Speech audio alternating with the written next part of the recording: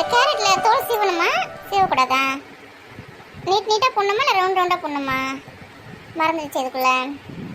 என்னம்மா இன்னைக்கு கேரட் பொரியல் நம்ம வீட்டில்? பொரியல இருக்காதுரி, சாம்பாரா இருக்கும். அம்மா ரவுண்டா வெட்டுறாங்களே, தெரியல உனக்கு?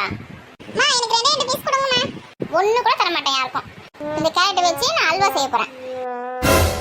என்னது அல்வாவா? ஆமா அல்வா தான் செய்ய போகிறேன்.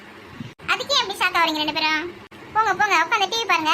அல்வா செஞ்சுட்டு கூப்பிட்றேன், வந்து சாப்பிடுங்க.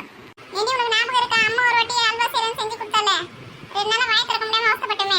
நான் மறந்துச்சேன் உனக்கு? எனக்கு நல்ல ஞாபகம் இருக்குடி. திரும்பவும் அதே மாதிரி நம்ம அம்மா அல்வா செய்ய போறாங்களாண்டி. அன்னைக்கு ஏதோ மைதா மாவு அதிகமாகி போச்சு, அதை இன்னமும் சொல்லி இருக்காங்க. இப்போலாம் நான் யூடியூப் பார்த்து நல்லா கற்று வச்சிருக்கேன். இன்னைக்கு நல்லா சூப்பராக செய்வேன்.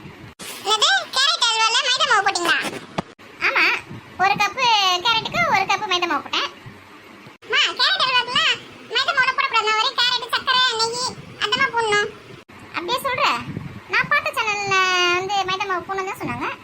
முதல்ல உங்ககிட்ட இந்த ஃபோனை போடுங்கம்மா. இவங்க சொல்கிறது சரியா இல்லை ஃபோனில் சொல்கிறது சரியான்னு தெரியலையே.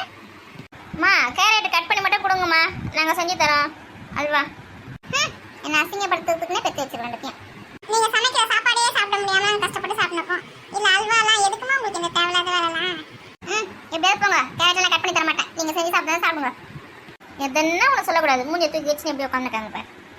சரி நீ கேரட்டை விட்டு நம்ம செய்யலாம். போறது போறீங்க, அந்த டிவி ஆன் பண்ணி விட்டு போங்க.